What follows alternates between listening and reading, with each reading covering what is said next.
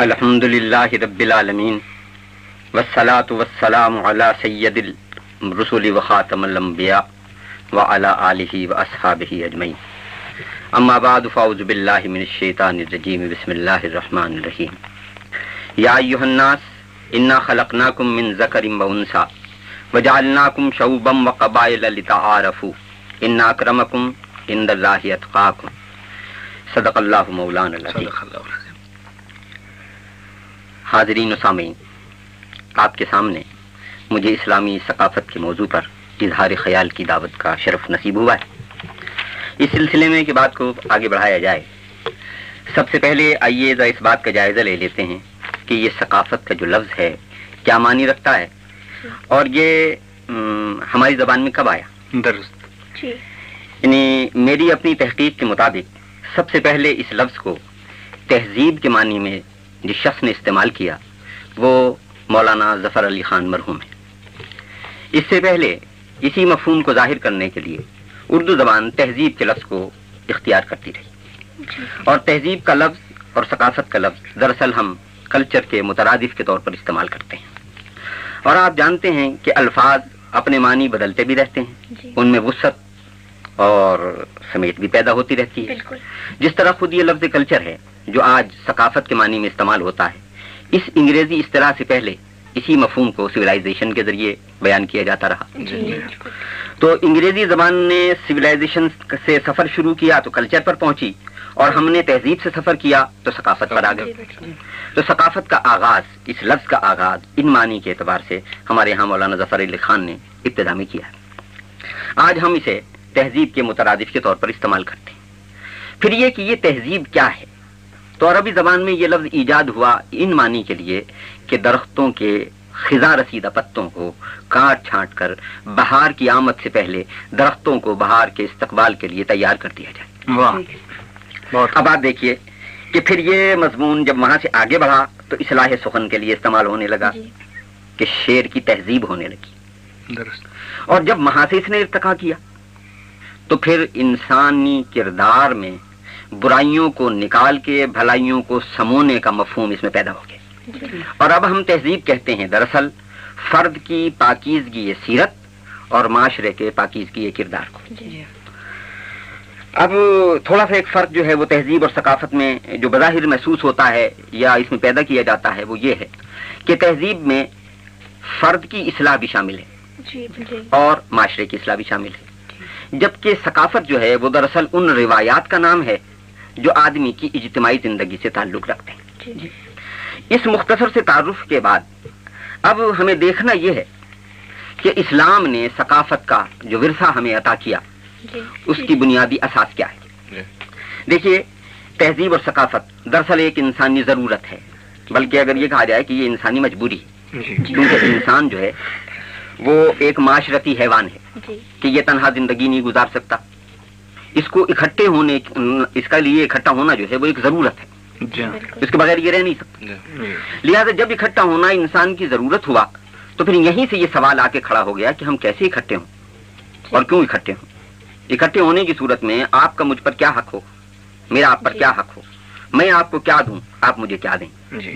یہ ہمارے آپس کے تعلقات جو ہیں یہ کیسے بنے، اور پھر یہ کہ ان کا تحفظ کیسے کیا جائے. لہذا آپ سمجھ لیجئے کہ اس زمین پر جب انسان نے آنکھ کھولی تو یہ سوال سب سے پہلے اس کے سامنے کھڑا تھا کہ وہ یہاں زندگی کیسے بسر کرے. اس کے جوابات مختلف نظاموں نے دیے، مختلف ازم نے دیے، مختلف مذاہب نے دیے، اور انہی پر ان کی تہذیب بن گئی. یعنی اس اعتبار سے اگر آپ دیکھیں تو ہر تہذیب جو ہے اور ہر ثقافت جو ہے وہ اپنے مذہب سے جنم لیتی ہے، اور جس قسم کا وہ تصور حیات رکھتا ہوگا وہ مذہب اسی قسم کی اس کی تہذیب بن جائے گی. تو لہذا اسلام سے پہلے جتنے مذاہب ہیں اور جتنے نظام ہیں ان میں آپ دیکھیں گے تو وہ دراصل انسان کے تجربات اور مشاہدات کی کہانی. انسان کا تجربہ نام ہے آج کی کہانی کا. زیادہ سے زیادہ اسے جو تحفظ ملتا ہے وہ ماضی سے ملتا ہے کہ وہ اپنے ان تجربات کی روشنی میں اس آنے والے آج کو بہتر بنانا چاہتا ہے، لیکن انسان آنے والے کل کو نہیں جانتا. اس لیے وہ کوئی ایسی تہذیب جنم نہیں دے سکتا جو آفاقی بھی ہو اور ہمہ وقتی بھی ہو. اسی لیے اب آپ دیکھیں کہ انسانوں نے مختلف اوقات میں تہذیبیں بنائیں. کوئی مصری تہذیب بنی، کوئی ایرانی تہذیب بنی، پھر اس کے بعد کوئی رومن تہذیب بنی. یہ ساری تہذیبیں کن بنیادوں پر بنی کہ یہ مصر میں رہنے والے لوگ کیسے بسر کریں, روم میں رہنے والے لوگ جو ہیں وہ زندگی کیسے گزاریں, ایران والے جو ہیں وہ کیسے زندگی گزاریں. پھر اس کے بعد عربی تہذیب اور عجمی تہذیب, یعنی اگر پھر کوئی دائرہ کھینچا تو وہ علاقے کی بنیاد پر نہ کھینچا تو زبان کی بنیاد پر کھینچ گیا. پھر یہ کہ گورے لوگوں کی تہذیب اور کالے لوگوں کی تہذیب, گویا یہ دائرہ پھر نسل کی بنیاد پر کھینچ گیا. تو اس اعتبار سے آپ دیکھیں تو انسان کی تہذیب اور ثقافت کی کہانی چھوٹے چھوٹے دائروں کی کہانی ہے جو بناتا رہتا ہے اور بگاڑتا ہے. اچھا, اب آپ اگر دیکھیں کہ یہ دائرے کیا عقلی ہیں تو آپ کو محسوس ہوگا کہ یہ سارے فرضی, اس لیے کہ اگر میں مصر میں پیدا ہوا تو یہ ایک حادثہ ہے, میرا حق نہیں. اگر آپ پنجابی زبان بولتے ہیں تو یہ ایک اتفاق ہے, یہ آپ کا استحقاق نہیں. کیوں کہ حق تو وہ بنتا ہے جو میری کوشش کے نتیجے میں مجھے ملے. اگر آپ کہیں پیدا ہو گئے یا آپ کہیں پیدا ہو گئی تو آپ سے نہ پوچھ کے پیدا کیا گیا, نہ آپ کی رائے لی گئی, آپ پیدا اتفاقاً ہوئی. لہذا جو دائرے کھینچے گئے تھے اس بنیاد پر کہ یہ مصر کی تہذیب ہے, گویا انہوں نے سوچا کہ بس ان کے ذمے صرف مصر والوں کی اصلاح ہی ہے, یا یہ عربوں کی تہذیب ہے تو ان کے ذمے صرف عربوں ہی کی اصلاح ہے, باقی دوسروں کی نہیں. لہذا دوسروں کے لیے تو وہ دعوے دار ہی نہ ہوئے, اس لیے ان کی تہذیبیں وقتی طور پر اور مقامی طور پر کچھ دیر چلتی رہیں, اس کے بعد فنا ہوگی. اب آئیے دیکھیں کہ عقلی تہذیب جو ہوگی اور عقلی ثقافت جو ہوگی اسے اپنی بات کا آغاز کہاں سے کرنا پڑے گا. اسے اپنی بات کا آغاز یہاں سے کرنا پڑے گا کہ سب میرے ہیں اور میں سب کے لیے ہوں. لہذا اسلام نے اپنی بات کا آغاز یہیں سے کیا, اور اس نے یہ نہیں کہا کہ عربوں تمہاری بات ہے, عجمیوں تمہاری بات ہے, بلکہ اس نے سب سے پہلے اپنا آغاز یہاں سے کیا کہ یا ایھا الناس, اے لوگو, انا خلقناکم من ذکر و انثی, ہم نے تمہیں ایک مرد اور ایک عورت سے پیدا کیا. اور اس کے بعد یہ وجعلناکم شعوبا وقبائل لتعارفوا, یہ جو تمہارے کنبے اور قبیلے ہیں جس میں تمہیں بانٹا گیا ہے, یہ اس بنیاد پر نہیں ہے کہ تم یہ کوئی اصل ہیں, بلکہ یہ تو صرف تعارفوا, تمہارے تعارف کے لیے ہیں, تم کون ہو اس کی پہچان کے لیے. ورنہ ان اکرمکم عند اللہ اتقاکم, تمہارے لیے تو معزز ہونے کی علامت یہ ہے کہ کون اللہ سے زیادہ ڈرتا ہے. اب آپ دیکھیے کہ اس آیت کی روشنی میں جو بات ہمارے سامنے سب سے پہلے آئی, یہ تہذیب کی بنیاد آئی, اور وہ بنیاد یہ کہ اب ذکر ہو رہا ہے نسل انسانی کا جو ایک مرد اور ایک عورت سے جنم لے رہی ہے, اور شرق سے لے کے غرب تک اور شمال سے لے کے جنوب تک یہ سارے کے سارے لوگ ایک ہی باپ کے بیٹے اور ایک ہی ماں کی بیٹی ہیں. لہذا اب یہ نظام جو اسلام کہلاتا ہے یہ ان سارے آدم کے بیٹے اور حوا کی بیٹیوں کے لیے بھلائی اور خیر اور ان کی سیرت میں اچھائیوں کو مزین کرنے کا کام کرے گا. گویا سارے دائرے مٹا دیے گئے, سارے دائرے توڑ دیے گئے, اب صرف ایک بڑا دائرہ وجود میں آیا اور وہ نسل انسانی کا دائرہ تھا. اس دائرے میں عقلی تقسیم آگے چل کے جو اسلام کرتا ہے اس کی بنیاد خالصتاً عقلی ہے, اور وہ کیا ہے کہ اچھے آدمیوں کا دائرہ اور برے آدمیوں کا دائرہ. جو لوگ خدا کی بات مان لیں ان کا دائرہ, جو خدا کی بات نہ مانیں ان کا دائرہ. تو آپ نے دیکھا کہ آپ چاہیں تو خدا کی بات مانیں, لیکن اگر نہ چاہیں تو آپ خدا کی بات نہ مانیں, آپ کو زبردستی نہیں منوائی جائے گی, کیونکہ اسی بنیاد پر خدا نے سزا اور جزا رکھی ہے کہ آپ کو تھوڑا سا اختیار دیا ہے قبول کرنے کا اور بات کو ماننے کا. لہذا اب آپ دیکھیے کہ اگر کوئی آدمی بھلائی کرتا ہے تو بھلائی کرنا اس کا ایک کام ہے جو خود اس نے کیا. ایک آدمی برائی کرتا ہے یہ اس کا اپنا کام ہے جو اس نے خود کیا, اس کے نتیجے میں اسے سزا ملنی چاہیے, یہ اس کا سزاوار ہے, اور بھلائی کی صورت میں اسے جزا ملنی چاہیے, یہ اس کا اجر ہے اور وہ اس مزدوری کا اہل ہے. لہذا اب اسلامی تہذیب کی جو اقدار ہمارے سامنے آئیں وہ یہ کہ یہ انسانوں کے لیے, اور اس کا آغاز جو ہے وہ خدا تعالیٰ کی توحید کے نقطے سے ہو رہا ہے. یعنی یہ تہذیب سب سے پہلے اس بات کو فرض کرتی ہے, اس بات کو تسلیم کرتی ہے کہ اسے اللہ نے پیدا کیا ہے, اس کا سارا واسطہ اللہ ہی کے ساتھ ہے, اور یہ بار بار روزانہ شب و روز اس بات کا اعلان کرتی ہے کہ ایاک نعبد و ایاک نستعین, ہم آپ ہی کی بندگی کرتے ہیں, ہم آپ ہی سے مدد کے طلبگار ہیں. ہمارا آپ کا تعلق یہ ہے کہ آپ نے ہمیں پیدا کیا ہے اور آپ ہمارے پروردگار ہیں, اور آپ ہی ہمیں زندگی کا سارا نقشہ عطا کریں گے. اسی بات کو میں تاریخ کے ایک بیان کے حوالے سے آگے بڑھاتا ہوں کہ مسلمانوں کا پہلا سفیر جب ایران کے دربار میں گیا تو وہاں اس سے پوچھا گیا کہ بھئی تم کیوں آئے ہو، تمہارا مقصد کیا ہے اس چڑھائی کا؟ تو اس نے کہا کہ ہم اللہ کے بندوں کو بندوں کی غلامی سے نکال کے اللہ کی بندگی میں لانے کے لیے آئے، ہم ظلم و استبداد کو ختم کر کے عدل اور انصاف کے نظام کو قائم کرنے کے لیے آئے، ہم لوگوں کو زندگی میں وسعت و آسائش عطا کرنے کے لیے آئے ہیں، ہم ملک فتح کرنے کے لیے نہیں آئے، اگر ہمارا یہ مقصد پورا ہو گیا تو ہم واپس چلے جائیں گے۔ گویا دو ٹوک الفاظ میں اس نے ہماری تہذیب کا اظہار کر دیا کہ یہ تہذیب بندوں کو بندوں کی غلامی میں نہیں رہنے دے گی بلکہ آزادی عطا کرے گی، اور ان کے سروں پر سوائے خدا کی بندگی کے اور کسی کی بندگی کا سایہ نہیں ہوگا۔ لہذا اب آپ نے دیکھا کہ یہ تہذیب دراصل عقلی تہذیب ہوئی اور اس کی اساس عقیدہ توحید پر ہوئی، اور اس کی دوسری بنیاد وحدت نسل انسانی ہوئی۔ اور اس اعتبار سے آپ ایک عجیب منظر اسلام کی ثقافت کے پہلو میں دیکھتے ہیں، وہ یہ کہ جو اس میں آ جائے اس کے لیے یہ کہہ کے آپ دروازہ بند نہیں کر سکتے کہ تم کالے ہو، تمہارے لیے نہیں، تم فلاں زبان بولتے ہو، یہ تہذیب تمہارے لیے نہیں، تم فلاں ملک کے رہنے والے ہو، یہ تہذیب تمہارے لیے نہیں، بلکہ تم کہیں کے بھی رہنے والے ہو، جب تم لا الہ الا اللہ محمد رسول اللہ صلی اللہ علیہ وسلم کی بنیاد پر ہماری تہذیب کو اپنانے کے لیے آ رہے ہو، دروازہ تمہارے لیے کھلا ہے، بلکہ ہم چشم بر راہ ہیں، دیدہ و دل فرش راہ، آئیے تشریف لائیے۔ اور یہ بات صرف جذباتی اور بیانی نہیں ہے کہ صاحب میں نے زور خطابت میں آپ کے سامنے بیان کر دیا، بلکہ آپ دیکھیں ذرا اپنے ہیروز پر نظر ڈالیں تو آپ کو نظر آئے گا کہ اس میں عراق کا امام ابو حنیفہ رحمۃ اللہ علیہ بھی ہے، تو حجاز کا امام مالک رحمۃ اللہ علیہ، اور وہ بھی فقہ کا اتنا ہی بڑا امام ہے جتنا فقہ کا وہ بڑا امام ہے۔ پھر اس میں بخارا کا ابن سینا بھی ہے، ابن رشد بھی ہے، یعنی آپ دیکھیں اس میں یہ کہہ کہ آپ نے کسی کو رد نہیں کر دیا کہ تم عرب نہیں ہو، لہٰذا ہم تو تمہاری قیادت نہیں مانتے، بالکل درست، کہیں سے بھی کوئی اٹھا، بلکہ صورتحال یہ محسوس ہوتی ہے کہ جہاں میں اہل ایمان صورت خورشید جیتے ہیں، ادھر ڈوبے ادھر نکلے، ادھر ڈوبے ادھر نکلے، یہ سارے ہمارے ہیں، یہ پوری کہکشاں ہماری ہے، یہ سارے ستارے ہمارے ہیں، یہ سارے سیارے ہمارے ہیں، جہاں جو تہذیب سے کسب فیض کرتا ہے ہم اس کو اپنا رہنما تسلیم کر لیتے، لہذا ہمارے ہاں اس کے لیے کوئی تفریق نہیں۔ پھر اس کے بعد دیکھیے کہ یہ سماجی مساوات کو بھی قائم کرتی، جس طرح وحدت نسل انسانی اس کا دوسرا بنیاد، اسی طرح تیسری اس کی بنیاد جو ہے وہ یہ ہے کہ یہاں سب کا سماجی مرتبہ برابر ہے۔ اور اس بات میں بھی میں آغاز کرتا ہوں نبی کریم صلی اللہ علیہ وسلم کی خدمت میں ایک صاحب حاضر ہوئے ان کی گفتگو سے، ان کا نام تھا سعد الاسود، نام تو سعد ہے، الاسود انہیں اس لیے کہتے ہیں کہ وہ بہت سیاہ رنگ کے ہیں، تو اسود عربی میں کالے رنگ کو کہتے ہیں، لہذا اس بنیاد پر وہ اسود کہلاتے ہیں۔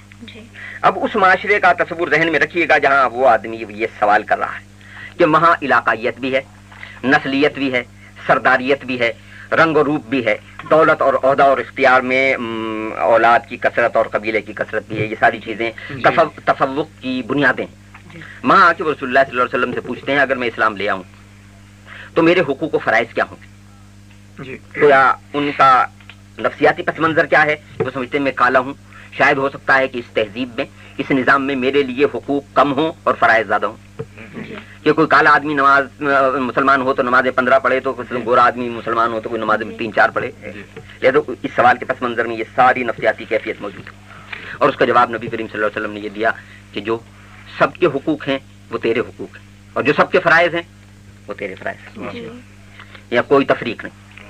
اچھا، پھر یہ بات کہ یہ مساوات جو ہے اس درجے تک ہے کہ کوئی آدمی اس تہذیب میں آگے بڑھنے کی بنیاد پر اس لیے نہیں روک دیا جائے گا کہ صاحب وہ نسلی مسلمانوں کے گھر پیدا نہیں ہوا، جس وقت کوئی شخص کلمہ پڑھ کے اس میں داخل ہوتا ہے وہ اسی وقت سر کا تاج بن جاتا ہے اور اپنی صلاحیت کی بنیاد پر آگے بڑھنے کی ساری صورتیں اسے مل جاتی ہیں، اسے آگے بڑھنے سے اس بنیاد پر روکا نہیں جا سکتا کہ صاحب آپ تو ابھی ایمان لائیں۔ اس کے ساتھ ہی ساتھ آپ اس تہذیب میں دیکھیں گے کہ اس میں اخلاق کو جو بالادستی عطا کی گئی ہے وہ صرف اس بنیاد پر نہیں ہے کہ صاحب یہ اچھی عادتیں ہیں آپ اپنا لیجئے تو اچھے کہلائیں گے، بلکہ اسلامی تہذیب و ثقافت اخلاق کو اتنا بالادستی عطا کرتی ہے کہ وہ عبادات کے زمرے میں آ جاتا ہے، اور اسی بات کو سرکار دو عالم صلی اللہ علیہ وسلم فرماتے ہیں تم میں سب سے بہتر وہ ہیں جن کے اخلاق سب سے بہتر ہیں۔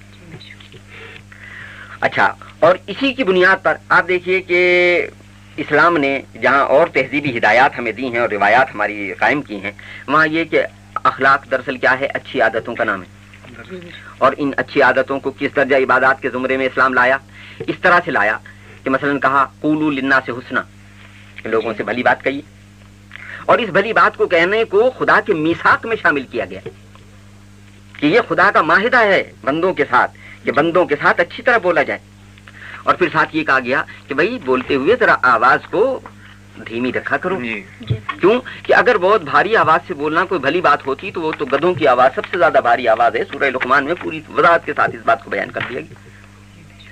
پھر اسی کے ساتھ ساتھ یہ بات بھی آپ کو اس تہذیب میں ملے گی کہ یہاں رواداری ہے۔ یہ رواداری کی صورت یہ کہ آپ دیکھیں یہ جتنی تہذیبوں پر آپ نظر ڈالیں گے، مثلا میں اس میں یونان کی تہذیب کی ایک بات آپ سے عرض کرتا چلوں کہ وہ آدمی جو یونانی تہذیب میں ہی نہیں بلکہ جمہوریت کا بھی چیمپئن سمجھا جاتا ہے، افلاطون۔ اب ایک طرف تو وہ صاحب جمہوریت کا بہت بڑا لیڈر ہے اور بہت بڑا سربراہ ہے، لیکن دوسری طرف وہ ان باتوں کی حمایت کرتا ہے جو یونان کی تہذیب میں غیر انسانی ہے۔ یعنی وہ کیا کہ ان یہاں وہ جو قومی کھیل ہوتے تھے نا، ان کھیلوں میں آپ پڑھیں گے تو پتہ لگے گا کہ صاحب وہ غلاموں کو نہتے شیروں کے ساتھ لڑایا جاتا تھا اور ساری قوم مل کے وہ تماشا دیکھتی تھی، یا لوہے کے ستون کے ساتھ ایک غلام کو باندھ دیا گیا اور اس پر بھوکے مرغے چھوڑ دیے گئے کہ اسی بوٹی نوچ کے کھا رہے ہیں، اور ساری قوم یہ قومی تہواروں پر اس کا منظر دیکھ رہی ہے اور خوش ہو رہی ہے۔ تو افلاطون صاحب اس بات کی حمایت کرتے ہیں کہ ان کو قائم رکھنا اس لیے ضروری ہے کہ اس سے قوم میں ایک جذبہ بیدار ہوتا ہے۔ لیکن یہاں صورتحال کیا ہے ہماری تہذیب میں کہ وہ شخص جو اسلامی تہذیب کے زیر سایہ آ گیا، چاہے اسے مان کے آیا اور چاہے ذمہ ہو کے آیا، یعنی وہ اسلامی ریاست میں رہنے والا ایک ایسا آدمی ہے، اسلامی معاشرے میں رہنے والا ایک ایسا آدمی ہے جو اسلام کے پر ایمان نہیں لایا، اسلامی تہذیب میں شامل ہونے کے لیے تیار نہیں، اس کا یہ حق ہے کہ وہ اسلام کو نہ ماننے کے باوجود پوری آزادی کے ساتھ، پورے اختیار کے ساتھ اس اسلامی معاشرے اور اسلامی ریاست میں رہے اور اس کے تمام حقوق جو ہیں وہ قائم رہیں گے۔ اور اس سلسلے میں حضرت عمر رضی اللہ تعالیٰ عنہ کا وہ معاہدہ جو انہوں نے یروشلم کے فتح ہوتے ہوئے عیسائیوں کے ساتھ کیا، اسے بطور نظیر پیش کرنا چاہتا ہوں کہ اس میں اس بات کی پوری ضمانت دی گئی کہ ایلیا کے اس شہر میں تمام معبد محفوظ ہوں گے، تمام مذہبی پیشوا محفوظ ہوں گے، انہیں کسی قسم کی کوئی زبردستی نہیں کی جائے گی، ان مذہب کی تبدیلی کی کوئی صورت نہیں ہوگی۔ کیوں کہ یہ بات خود قرآن کے نظام کے تحت ہے کہ لا اکراہ فی الدین، دین میں کوئی زبردستی نہیں، یعنی یہ تہذیب جو ہے یہ جبرن کسی کو مسلمان بنانے والی تہذیب نہیں۔ اچھا صاحب، اور یہ جبرن کیوں بنائے کسی کو مسلمان؟ جبر تو وہ کرتا ہے جس کے پاس دلیل کا ہتھیار نہیں ہوتا۔ آپ دیکھیں گے کہ جو دلیل سے ٹوٹ جاتا ہے وہ گالی دینے پر آ جاتا ہے، اور جو دلیل سے ٹوٹ جاتا ہے وہ ظلم کرنے پر آ جاتا ہے۔ تو اسلامی تہذیب اور اسلامی ثقافت دراصل نام ہے انسانوں کے کردار اور سیرت میں بھلائیوں کو مجتمع کرنے کا، برائیوں کو دور کرنے کا، ان کے حقوق کے تحفظ کا، انہیں فرائض کی طرف راغب کرنے کا۔ اس کا آغاز خدا کی توحید سے ہوتا ہے، نسل انسانی کی وحدت سے سفر کرتا ہے اور رواداری پر آ کے اختتام پذیر ہو جاتا ہے۔ وآخر دعوانا ان الحمدللہ رب العالمین۔ بہت خوب حکیم صاحب، بہت اچھے طریقے سے آپ نے ایک تو اسلامی ثقافت کے بنیادی عناصر پر روشنی ڈالی، اور اس کے ساتھ ساتھ ایک بہت اچھی بات جو سامنے آئی آج اس گفتگو میں وہ یہ ہے کہ آپ نے ایک تقابلی جائزہ جو ہے دوسری تہذیبوں اور ثقافتوں کے ساتھ اسلام کی ثقافت اور تہذیب کا وہ بھی پیش کیا۔ اس حوالے سے بہت سارے سوالات ہیں جو سامنے آتے ہیں، تو سب سے پہلے میں آپ سے یہ پوچھنا چاہوں گا کہ آپ نے فرمایا ہے کہ بر صغیر پاک و ہند میں ثقافت کا لفظ سب سے پہلے تہذیب کے معنوں میں مولانا ظفر علی خان صاحب نے استعمال کیا۔ یہ تو اس کی علمی تعبیر تھی، تو عملاً اس کا آغاز جو ہے بر صغیر میں اس کی تاریخ پہ آپ روشنی ڈالی۔ یعنی دراصل ثقافت کے لفظ کے سلسلے میں وہ بات میں نے عرض کی تھی جی، تو اگر آپ کا اس سوال سے مفہوم یہ ہے کہ یہاں اسلامی تہذیب نے کیسے جنم لیا جی اور اس کا ارتقاء کیسے ہوا، جی، تو اس سلسلے میں میں خود کچھ نہیں کہتا، قائد اعظم کا ایک قول ہی بیان کر دیتا ہوں۔ انہوں نے کہا کہ پاکستان اس دن بن گیا تھا جس وقت سرزمین سندھ پر پہلے آدمی مسلمان ہوا تھا، اور اس پہلے آدمی نے مسلمان ہو کے اس تہذیب کا آغاز کر دیا تھا جس تہذیب میں کوئی طبقاتیت نہیں ہے اور کوئی کسی قسم کی تفریق نہیں۔ اس تہذیب کا ارتقاء آپ دیکھتے ہیں کہ ہوتے ہوتے تشکیل پاکستان تک آیا ہے، اور آپ اب نفاذ اسلام کی جس منزل کی طرف بڑھ رہے ہیں یہ دراصل اسی تہذیب کے ارتقاء کا نام ہے. بہت اچھا. جی طاہر صاحب. حکیم صاحب، آپ کی گفتگو کے ابتدائی حصے میں ثقافت و تہذیب کے بارے میں آپ نے جو مختصر جائزہ پیش کیا ہے اس کے بارے میں ایک سوال ہے کہ تہذیب و ثقافت کے بارے میں جو آپ نے ایک دوسرے کے لیے مترادف کا لفظ استعمال کیا لیکن آگے چل کر تھوڑے سے فرق کا ذکر بھی کیا، جس میں تہذیب کو فرد کی اصلاح اور ثقافت کو روایات کا نام دیا، اس سے بات کچھ واضح نہیں ہوئی. آپ برکرم اس میں مزید وضاحت فرمائیں گے؟ میں نے جو بات عرض کی اس سلسلے میں دراصل وہ یہ کہ الفاظ جو ہے نا وہ اپنے معنی سمیٹتے بھی ہیں اور پھیلاتے بھی ہیں. جی. اچھا، کیونکہ جب تک ہمارے یہاں ثقافت کا لفظ نہیں آیا تھا تو ہم تہذیب ہی کو اس معنی کے لیے استعمال کرتے تھے. آہستہ آہستہ جب ثقافت کا لفظ آیا تو اب سوال یہ پیدا ہوا کہ اس کے معنی میں پھیلاؤ اور ٹھہراؤ کہاں آئے. تو بعض جو علماء تہذیب و ثقافت ہیں انہوں نے اس فرق کو ظاہر کرنے کی کوشش کی ہے کہ تہذیب دراصل فرد کی اصلاح کا نام بھی ہے اور معاشرے کی بھی، لیکن ثقافت صرف ان تہذیبی اداروں سے اور روایات سے بحث کرتی ہے کہ جو اجتماعیت لیے ہوئے، یعنی یہ اجتماعیت کے ارتقاء کا نام ہے. جی منیرہ. جی میں آپ سے سوال کرنا چاہتی ہوں حکیم صاحب کہ ثقافت کے جو مختلف اجزاء آپ نے بیان کیے ہیں کیا ہماری ثقافت میں شہادت بھی شامل ہے؟ بھئی آپ نے بہت اچھا سوال کیا ہے. ایک تو اس حوالے سے بھی کہ جس مہینے میں اب ہم سفر کر رہے ہیں یہ شہادت کا مہینہ ہے اور یہ اسلامی کیلنڈر کا پہلا مہینہ بھی ہے. تو میں اس سلسلے میں عرض کروں کہ دراصل بعض الفاظ جو ہیں نا وہ جس طرح آپ دیکھتی ہیں نا کہ اپنے معنی بڑھاتے ہیں، اسی طرح بعض دفعہ ایسے ہوتے ہیں کہ قومیں اپنی روایات سے کٹتی ہیں تو الفاظ کچھ معنی کھو بھی دیتے ہیں. بالکل وہی صورتحال اس لفظ شہادت کے ساتھ بھی پیش آئی، اور وہ یہ کہ ایک بڑا عرصہ ہم پر زوال کا جو رہا تو اس میں ہم اپنے مرکز فیض یعنی قرآن سے کٹے رہے تو بعض الفاظ جو ہیں ان کے معنی سمٹ گئے. یہ شہادت کا لفظ ہم صرف ابھی اتنے معنی میں سمجھتے ہیں کہ صاحب کسی شخص کا اللہ کے راستے میں اپنے آپ کو جنگ میں کٹوا دینا جو ہے شہادت ہے. یہ اس کا دراصل سب سے بالا تر درجہ ہے. لیکن مکمل شہادت کیا ہے؟ تو آپ یہ سمجھیے کہ اسلام یہ کہتا ہے کہ اس زمین پر جو انسان بھیجا گیا وہ خدا کا نائب بنا کے بھیجا گیا، اور اس میں بھی محمد رسول اللہ صلی اللہ علیہ وسلم کی جو امت ہے اسے ایک نمونے کی امت کے طور پر بھیجا گیا. وَكَذَلِكَ جَعَلْنَاكُمْ أُمَّةً وَسَطًا لِتَكُونُوا شُهَدَاءَ عَلَى النَّاسِ وَيَكُونَ الرَّسُولُ عَلَيْكُمْ شَهِيدًا. اس اعتبار سے یعنی یہ کہ یہ ایک معتدل اور متوسط امت ہے اور تم لوگوں کے لیے گواہ ہو اور تمہارے لیے محمد رسول اللہ صلی اللہ علیہ وسلم گواہ ہے. یعنی شہادت کے معنی ہے گواہی. تو ہماری گواہی کا آغاز یہاں سے ہوتا ہے کہ ہم زبان سے اس تہذیب کو قبول کرنے کا اقرار کرتے ہیں، اشہد ان لا الہ الا اللہ و اشہد ان محمدن عبدہ ورسولہ کہہ کہ ہم اللہ کی توحید کو مانتے ہیں، محمد صلی اللہ علیہ وسلم کے لائے ہوئے نظام کو تسلیم کرتے ہیں. یہ زبانی شہادت ہے اور اس اعتبار سے میں بھی شہید ہوں اور آپ بھی شہید ہیں. پھر یہ شہادت کی کہانی آگے بڑھتی ہے کہ آپ کی خواہشات اسلام کی تہذیب کے سامنے آ کے کھڑی ہو جاتی ہیں، آپ اپنی خواہشات کو رد کر کے اسلام کی تہذیب کو اپنا لیتی ہیں، یہ عملی شہادت ہے.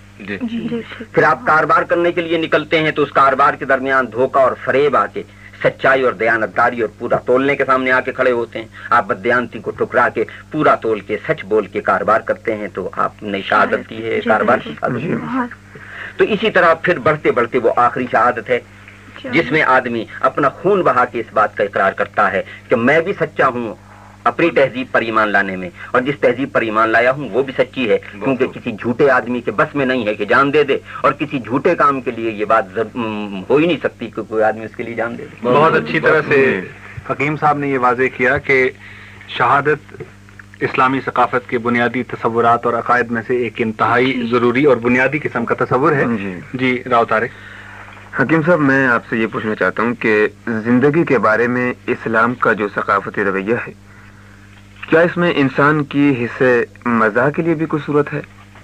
جی ہاں، دیکھیے بات یہ ہے کہ ایک چیز ہے مزاح اور ایک ہے مزاح کا.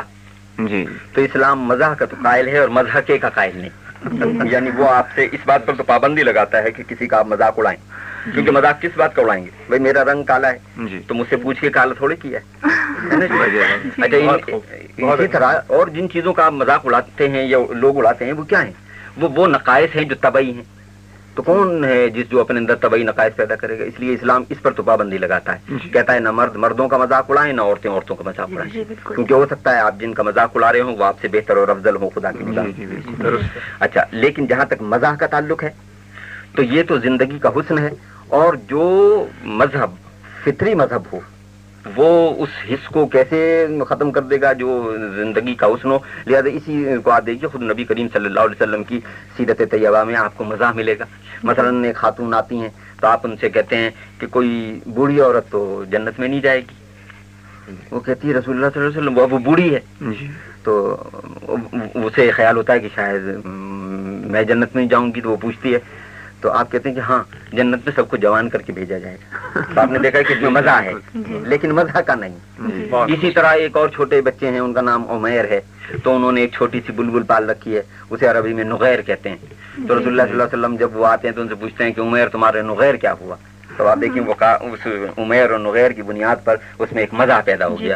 تو اس کا تو بالکل تصور موجود ہے اور یہ ہونا چاہیے، لیکن مزہ کا نہیں ہونا چاہیے. حکیم صاحب کے سوال کی جواب کی وضاحت یوں بھی ہو سکتی ہے کہ یہ مزاح جو ہے یہ انسانی مزاج کا ایک حصہ ہے. اس میں اگر انسان کی تذلیل اور توہین اور تضحیق کا پہلو نہ نکلتا ہو تو اسلام میں اس کی گنجائش ہے. شیلا آپ کیا پوچھنا چاہ رہے ہیں؟ میں حکیم صاحب سے پوچھنا چاہوں گی کہ اسلامی ثقافت کی بنیاد نسل انسانی کی وحدت کو بیان کیا آپ نے، تو اس اعتبار سے ذرا مسلمان قومیت کی وضاحت فرمائیے. دیکھیے جی، اسلامی تہذیب عالمگیر تہذیب ہے اور لہذا مسلمان قومیت کوئی نسلی قومیت نہیں ہے. یہ ہمارے عہد زوال میں ایک بات پیدا ہوئی اور وہ یہ کہ ہم نسلی مسلمان بن گئے. اس کا نقصان ہمیں دراصل یہ پہنچا کہ اسلام کی تحریک ٹھٹر کے رہ گئی، اور جو قومیں اسلام میں نہیں آئیں انہوں نے یہ سوچا کہ یہ ان لوگوں کا مذہب ہے، جبکہ اسلام ان لوگوں یا ان لوگوں کا مذہب نہیں، یہ اللہ کا دین ہے اور ساری نسل انسانی کو کی بھلائی کے لیے آیا. لہذا اسلام کا تصور قومیت یہ ہے کہ جو اللہ کو ایک اور محمد صلی اللہ علیہ وسلم کو ان کا رسول مان لے وہ ایک قوم ہے. کہیں پیدا ہوا ہو، کیسا ہی رنگ ہو، کوئی نام ہو، کوئی زبان بولتا ہو، یہ اس کی قومیت ہے. اور اب آپ دیکھیے اس بات کو پھر میں قائد اعظم ہی کے حوالے سے بات آگے بڑھاتا ہوں، کیونکہ وہ بہرحال ہمارے اس ملک کے بنانے والے ہیں اور ظاہر ہے کہ وہ بڑے دانشور بھی ہیں. کہ آپ دیکھیے کہ یہ پاکستان جو بنا تو کیا کسی جغرافیائی وحدت کی بنیاد پر بنا؟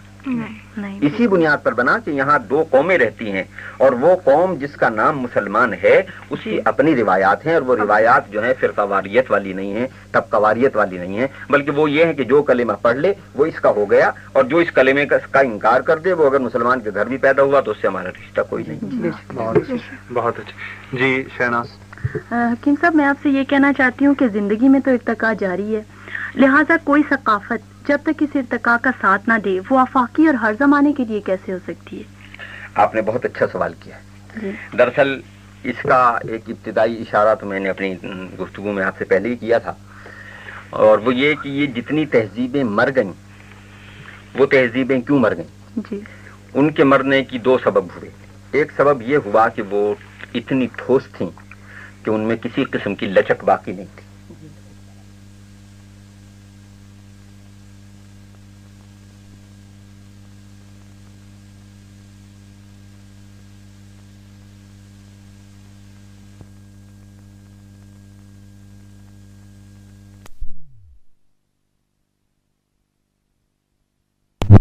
دوسری بات یہ ہوئی کہ تہذیبیں زندہ رہتی ہیں اخلاقی اثرات سے.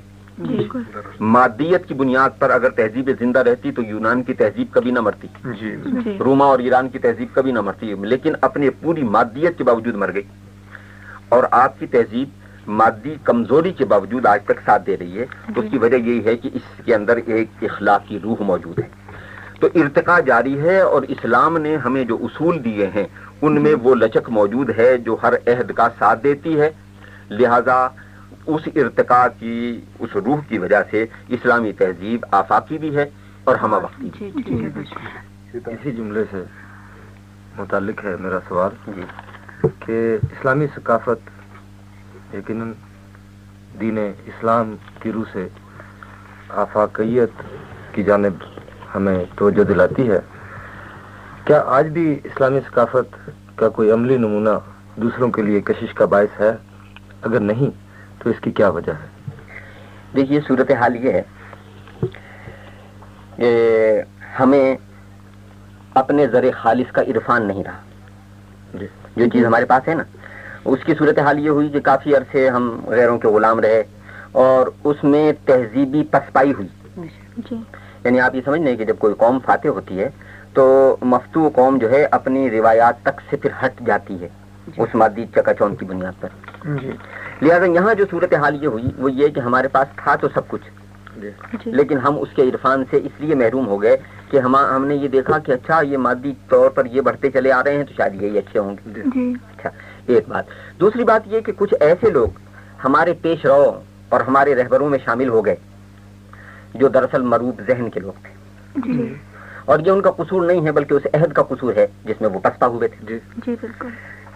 اس مروبیت کی وجہ سے انہوں نے ساری قوم کو مروب کرنا چاہا، اور اس کا نتیجہ یہ ہوا کہ کافی عرصے تک ایک جمود اور بے حسی کی کیفیت طاری رہی. اس جمود اور بے حسی کی کیفیت کو آپ کے ہاں جس شخص نے سب سے پہلے توڑا ہے وہ بھی وہ ہے جو اس نقشہ پاکستان کا خالق ہے، علامہ اقبال. بہت درست کہا. حکیم صاحب ایک سوال ہے کہ میں بات عرض کرنا چاہتا ہوں. یعنی میں جب علامہ اقبال کو پڑھتا ہوں تو مجھے حیرت ہوتی ہے کہ وہ شخص مسند علمی پر جس پر وہ بیٹھے ہیں وہ دینی مسند نہیں ہے نا جی، لیکن اس کے باوجود ان کے ہاں اتنی صاحب رائے ہے تمام گوشوں کے متعلق. مثلا ان کا یہ کہنا کہ آسانہ ہو کلیمی ہے کارب بنیاد. آپ دیکھیں نا جی، یعنی جس وقت علامہ اقبال نے یہ بات کہی ہے اس وقت تصور کیا تھا، کیونکہ آپ مروب ہوئے تھے مغرب سے، برٹش سے، اور وہاں کیا ہوا تھا کہ کلیسا کو زندگی سے نکال دیا گیا تھا.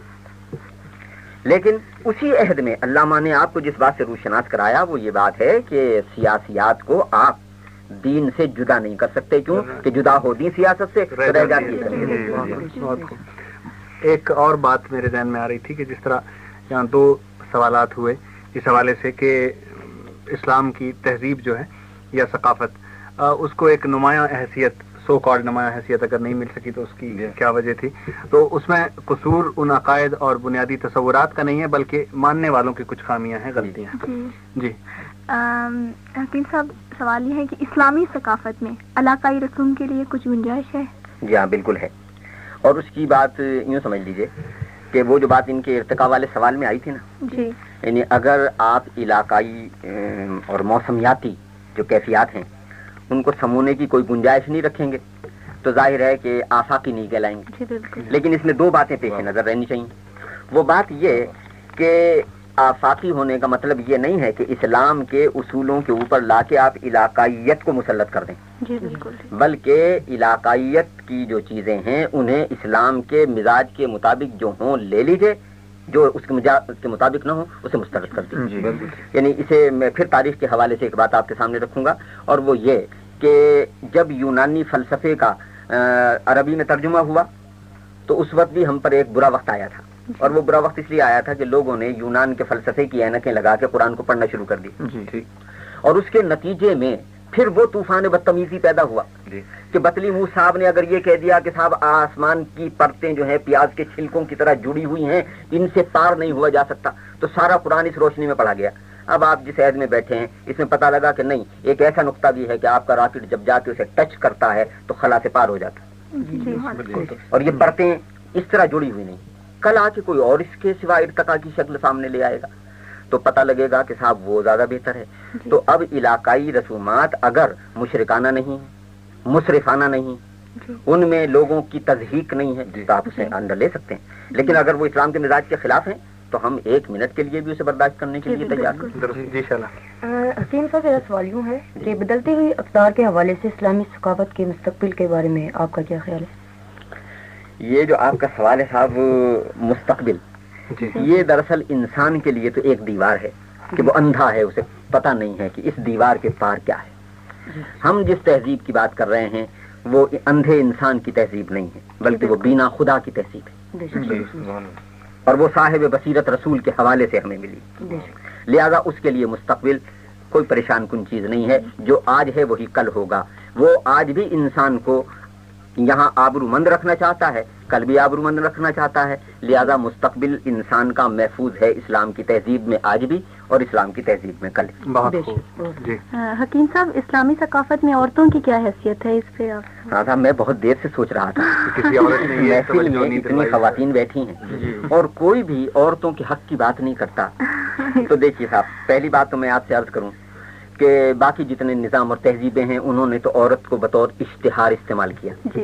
یعنی جن چیزوں کا عورتوں سے کوئی تعلق بھی نہیں ہے, مردوں کے سوٹ کا کپڑا بیچ رہے ہیں تو عورت کا اشتہار لگایا. مطلب بتائیے صاحب, اس کے لیے عورت کے اشتہار کی کیا ضرورت ہے؟ ساری دنیا کی تہذیبیں انہیں عورتوں کے ساتھ تو یہ برتا عمل. قرآن نے جب اپنی تہذیب کے عمل کا آغاز کیا تو اس نے کہا کہ من عمل صالحا من ذکر و انثی وہو مؤمن فلنحیینہ حیاتا طیبہ. جس نے نیک عمل کیا, وہ مرد ہو یا عورت, ہم اسے پاکیزہ زندگی بسر کرائیں گے. بالکل. مرد کرے گا اس کو اس کا اجر ملے گا, عورت کرے گی اس کو اس کا اجر ملے گا. ایک بات. دوسری بات یہ ہے کہ اسلام اور مرد کی تفریق اس بنیاد پر نہیں کرتا کہ صاحب آپ عورت ہیں تو آپ کی نمازوں کا اجر آپ کو کم ملے گا, مردوں کی نمازوں کا اجر زیادہ ملے گا. نہیں, آپ جتنی نماز پڑھیں گے آپ کو اجر ملے گا, مرد پڑھیں گے ان کو اجر ملے گا. اور اگر آپ نے پڑھی اور آپ کے گھر والوں نے نہیں پڑھی, ان میں مرد تھے, تو انہیں کچھ نہیں ملے گا. کل نفس بما کسبت. لا تزر وازرۃ وزر اخری. کوئی کسی کا بوجھ بھی نہیں اٹھائے گا, وہ بوجھ بھی ہر ایک کو اپنے اپنے طور پر اٹھانا ہے. تو اس تہذیب کے دو پہیے ہیں, ایک کا نام مرد ہے, ایک کا نام عورت ہے, لیکن اسلام نے ان دونوں کا دائرہ کار علیحدہ علیحدہ رکھا ہے, اور اپنے اپنے دائرہ کار میں آپ خدا کے ہاں جواب دیں. حکیم صاحب, ایک سوال جو میں کافی دیر سے سوچ رہی تھی آپ سے کروں کہ اسلامی ثقافت میں فضول خرچی کی تو کوئی گنجائش نہیں ہے, اور نہ ہی بچت کی ہے. نہ زیادہ بچت کرنے کی, بلکہ یہ کہہ سکتے ہیں کہ کنجوسی نہیں. وہی یہ کہ آپ ہمیں بتائیں گے کہ جو مثلا آج کے معاشرے میں یہ ہوتا ہے کہ جو چیز ہم نے خریدنی نہیں ہوتی یا ہماری ضرورت نہیں ہوتی, ہم اسی چیز کو خرید لیتے ہیں. تو کیا اسلامی ثقافت میں اس چیز کی گنجائش ہے؟ آپ کا سوال یہ بہت اچھا ہے. دراصل دیکھیے, دو چیزیں ہیں. ایک چیز کو اسلامی تہذیب کہتی ہے اسراف, اور ایک چیز کو اسلامی تہذیب کہتی ہے تبذیر. اسراف کے معنی ہیں جہاں ایک پیسہ خرچ ہوتا تھا وہاں آپ نے 2 پیسے خرچ کیے, یہ اسراف ہے. یعنی خرچ تو وہاں کرنا تھا لیکن آپ نے زائد ضرورت خرچ کر دیا, یہ اسراف ہے. اسے بھی اسلام ناپسند کرتا ہے. تبذیر یہ ہے کہ وہاں کچھ خرچ کرنا ہی نہیں تھا اور آپ نے خرچ کر دیا. یہ اتنا بڑا گناہ ہے کہ قرآن کہتا ہے کہ کانو اخوان الشیاطین, یہ شیطان کے بھائی. اچھا, لہذا اسلام نہ بخیلی کو پسند کرتا ہے نہ تبذیر کو پسند کرتا ہے. یہ ایک ایسا معتدل نظام ہے جو آپ کو اس بات کا پابند بناتا ہے. میں اسے بھی رسول اللہ صلی اللہ علیہ وسلم کے اس فرمان کے حوالے سے آپ کے سامنے رکھتا ہوں کہ آپ کہتے ہیں دسترخوان بچھا کے کھاؤ. 2 آدمیوں کا کھانا 3 آدمیوں کو کافی ہوتا ہے. دسترخوان پر جو غذا کے ریزے جھڑ جائیں انہیں چن کے کھاؤ. اس کا مطلب یہ نہیں ہے کہ اب آپ ریزے چنتے پھریں. مراد مقصود کیا ہے کہ آپ ایک ریزہ بھی غذا کا گرنے نہ دیں. یہ 8.5 کروڑ کی قوم اگر ایک ایک ریزہ پھینکے تو 8.5 کروڑ ریزے بنتے ہیں جو ٹنوں میں بنیں گے. بڑی اچھی بات کی طرف توجہ دلائی حکیم صاحب. طاہر, آپ کیا سوچتے ہیں؟ حکیم صاحب, میرا سوال یہ ہے کہ ابلاغ یوں تو ہر دور میں ہر قوم کا اور ہر قبیلے کا مسئلہ رہا ہے. انسانیت یا انسانوں کے حوالے سے اگر بات کی جائے تو یہ ایک انتہائی اہم نقطہ ہے. تو کیا اسلامی دنیا کے ذرائع ابلاغ اسلامی ثقافت کے اظہار کے لیے آج کل مؤثر کردار ادا کر رہے ہیں؟ یہ یقینی طور پر تو نہیں کہا جا سکتا کہ وہ جتنا کردار انہیں ادا کرنا چاہیے تھا وہ اتنا کر رہے ہیں, لیکن نسبتاً اتنا ضرور کہا جا سکتا ہے کہ اس صدی کا جو آغاز ہوا ہے 15ویں کا, تو آپ نے اپنے اس سفر کی طرف تھوڑا سا آغاز کیا ہے کہ آپ اللہ کا دین اور اللہ کی تہذیب اللہ کے بندوں تک پہنچا سکیں. اور اس بات کو بھی میں اس عہد کے ایک مفکر کے حوالے سے آپ کے سامنے رکھتا ہوں, اور وہ یہ ہے کہ برنارڈ شاہ نے کہا تھا, اس نے کہا تھا کہ میں دیکھ رہا ہوں کہ یہ صدی گزرنے نہیں پائے گی اور یورپ مجبور ہو جائے گا اس بات پر کہ اسلام کے آغوش میں آ بیٹھے. اور اس کے حوالے سے ایک بات میں اور بھی کہتا ہوں, اور میں کہتا ہوں کہ یہ پیغام ہے. اس سے کسی نے پوچھا کہ تم اسلام کو اچھا کہتے ہو, رسول اللہ صلی اللہ علیہ وسلم کو رسول کہتے ہو, قرآن کو اللہ کی کتاب کہتے ہو, تو تم مسلمان کیوں نہیں ہو جاتے؟ اس نے کہا میں مسلمان تو ہو جاتا، مگر ان بے عمل مسلمانوں کو دیکھ کے رک گیا ہوں. تو لہٰذا آپ کی اور میری ذمہ داری ہے کہ ہم اس تہذیب کا پیغام دنیا کے آخری گوشوں تک پہنچائیں، اسی لیے ہم پیدا کیے گئے. بہت خوب جی حکیم صاحب، بہت شکریہ آپ کا کہ آپ نے اتنی تفصیل کے ساتھ اور اتنی مدلل طریقے سے اسلامی ثقافت اور تہذیب کے بارے میں گفتگو فرمائی. آپ کی گفتگو کے حوالے سے مختصراً یہ کہا جا سکتا ہے کہ ثقافت و تہذیب دراصل فرد کی پاکیزگی سیرت اور معاشرے کی پاکیزگی کردار کا دوسرا نام ہے، اور دوسری لفظوں میں تہذیب میں فرد اور معاشرے دونوں کی اصلاح مطلوب ہے.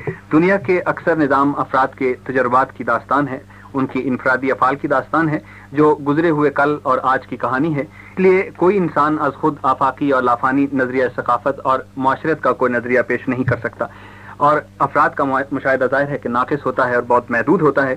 دوسری طرف اسلام نے ہمیں ثقافت کا جو ورثہ دیا ہے وہ مالک ارض و سما کی تخلیق ہے.